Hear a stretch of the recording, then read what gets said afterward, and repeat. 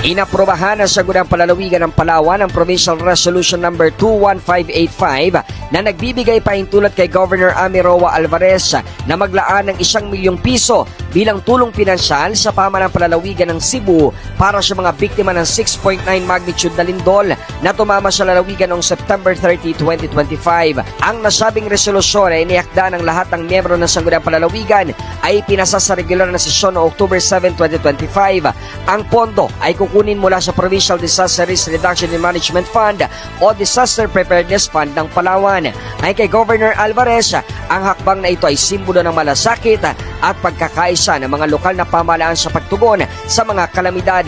Idiniklara sa ilalim ng State of Calamity ang Cebu matapos ang nasabing lindol na nagdulot ng pinsala sa mga kabahayan at kabuhayan ng mga residente. Ako, si JB Wanich ng GMA Super Radio Palawan. Dapat totoo.